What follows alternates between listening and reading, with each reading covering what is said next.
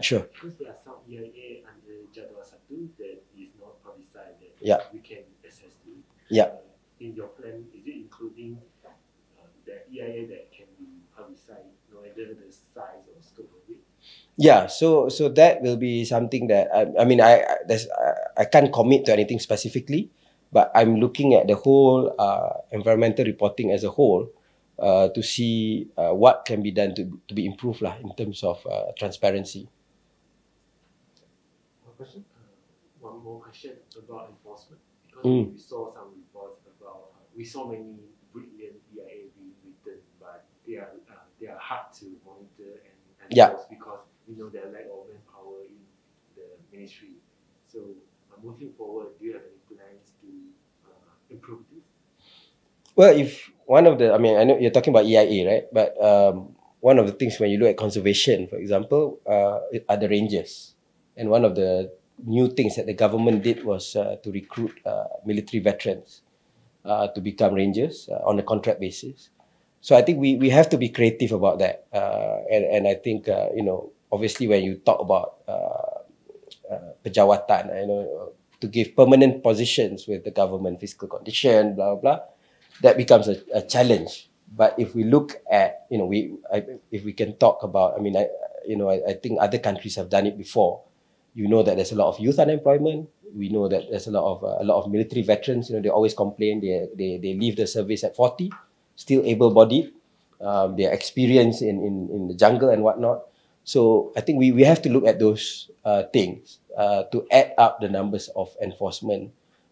So it cannot be, I'm practical enough to know that to go to the treasury and ask for permanent positions with pension and all that, that will be a long time. But if we can come up with creative solutions like that for enforcement and whatnot, I think then it's more doable and something that I will look into, because I think it cuts both ways. We we have a lot of graduates who do not have jobs, and we need more enforcement officers. You are referring to illegal deforestation or Yeah, I was talking about the rangers, but even when you talk about EIA enforcement and all that, I think that will be things that we can add up lah, the numbers, but it has to be like a special program.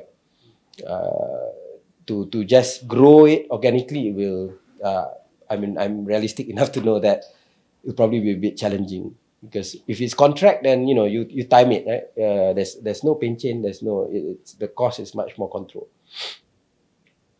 One example is the Balang flood. We know that there's a plantation there. Mm. It get passed of the EIA, but afterwards it didn't comply to the requirement. Yeah. They didn't replant the trees of that. Correct. Because the reason may be because there are too much projects. Yeah. And the ministry might not be able to monitor all of that.